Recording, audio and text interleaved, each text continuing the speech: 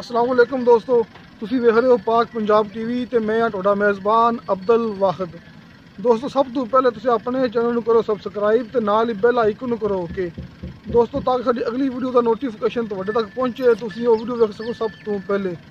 दोस्तों अज असीं तुहाडे वास्ते एक गां ते एक मझ की वीडियो लेके हाज़र होए हाँ, तो उम्मीद करांगा तुहानूं बड़ी पसंद आउणगियां। दो सब तो पहले आपां तुहानूं गां दिखा दिंदे हां। और सामने मझ खड़ी है, लेकिन सिर्फ सब तो पहले आप तुहानूं भरावां नूं गां दिखाने आ। दोस्तों वलेती गां है ते बड़ी सोहना माशाल्लाह गां दा रंग है ते सोहना बना माशाल्लाह।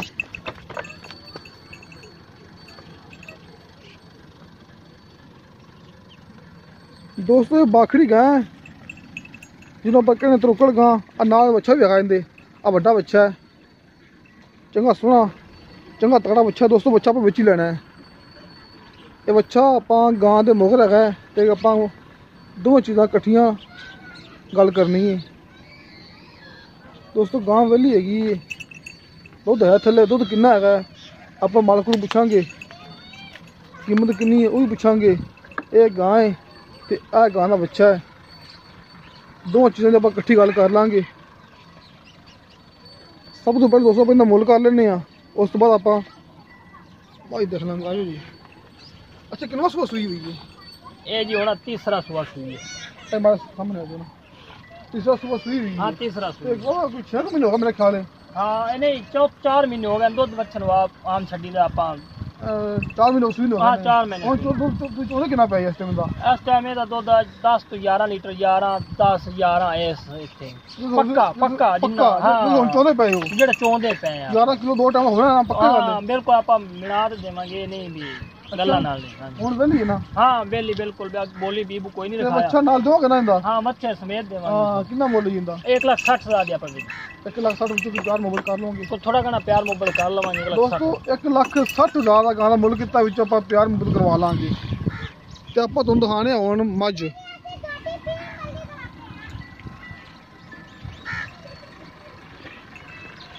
लो दोस्तों आप मझ पे आ गए हैं, बिल्कुल सजो सुई मझ है। एक अख चिट्टी है ते एक अख मेरा ख्याल निकाली है ते सोहने संग कुंडे संग माशाल्लाह ते सज्जर सुई है। पुछांगे मालक को इस सुबह किनवा सुई, दुध किन्ना है तो सुई नूं किन्ने दिन हो गए ने माशाल्लाह। मोटे बार थान सोहने थान पूरी विरला विच खड़े ने।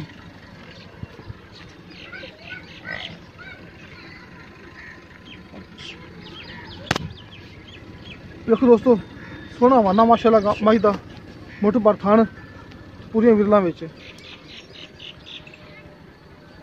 आ देखो दोस्तों पिछले पैर मझ दे सफेद ने।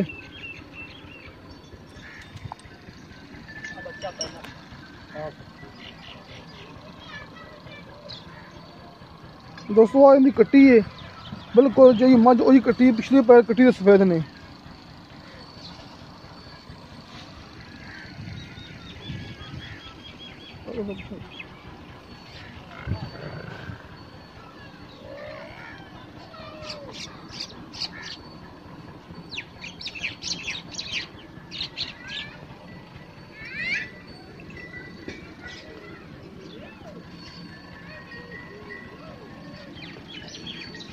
इन मारा तोड़ के बनी है बने तोड़ी इन ओ ते बांध जाते हैं।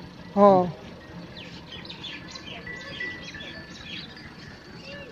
ए देखो दोस्तों मई टुरी जाती है तो बिल्कुल ठीक हैगी है, कोई मसला नहीं है।